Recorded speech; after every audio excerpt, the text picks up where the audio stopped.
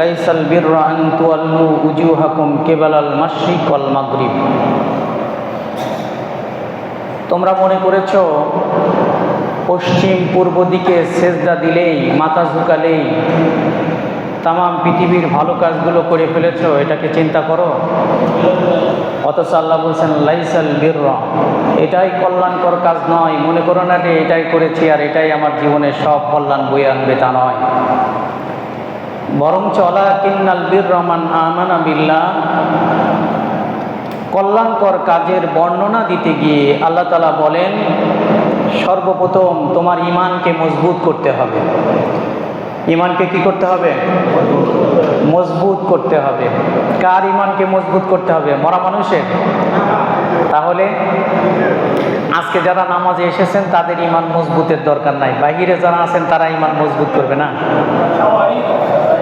শোনেন, আমি প্রথমেই বলেছি শুধু নামাজ পড়লেই কল্যাণকর কাজ হবে না। জুমার নামাজ পড়তে এসেছেন, মনে করেছেন আমি একেবারে নামাজ কালাম পড়ে উদ্ধার করে ফেললাম, না, এটা মনে করার কোনো সুযোগ নেই।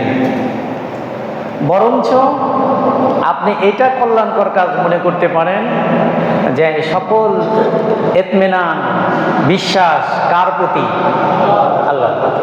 এটা কল্যাণকর কাজ। 2 নম্বর হলো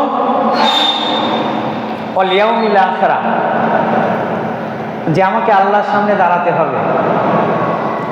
এই ছোট্ট জীবনের সফর শেষ করে আমাকে চিরস্থায়ী সফরের মুখোমুখি হতে হবে। এটা বিশ্বাস করে, মনে ধারণ করে, চিন্তা চেতনাকে পরিবর্তন করে আমলে পরিণত করতে পারলেই সেটাই ভালো কাজ। সেটাই কি কাজ? ভালো কাজ। 3 নম্বর হলো আল মালাইকাতি। এই মালাইকা শব্দের অর্থ, মালাকুনের বহুবচন হচ্ছে মালাইকা। আল্লাহ তাআলা পৃথিবীতে অসংখ্য ফেরেশতা নাজিল করছেন কিনা? বিভিন্ন জনকে বিভিন্ন দায়িত্ব দিয়েছেন। তার ভিতরে 4 জন ফেরেশতা, তাদেরকেও দায়িত্ব বন্টন করেছেন। আমাদের ঘাড়ে 2 জন ফেরেশতা আছে, তাদের দায়িত্ব বন্টন করেছেন। তিনার বান্দাদেরকে বিভিন্ন বালা মুসিবত থেকে বিরত রাখার জন্য, রক্ষা করার জন্য ফেরেশতা নাজিল করেছেন। রিজিকের ব্যবস্থা করার জন্য ফেরেশতা নাজিল করেছেন। অর্থাৎ আল্লাহ রাব্বুল আলামিনের প্রতিনিধিত্ব করার জন্য তিনার সৈন্যবাহিনীকে বিভিন্ন জায়গায় ছড়িয়ে ছিটিয়ে রেখেছেন। এটা বিশ্বাস করতে হবে। এটা ভালো কাজ। এটা কি কাজ? ভালো কাজ। 4 নম্বর হলো আল কিতাব। কিতাব কাকে বলে?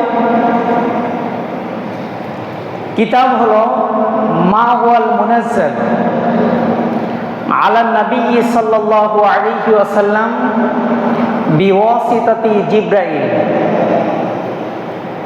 যে যাহা কিছু নাজিল হয়েছে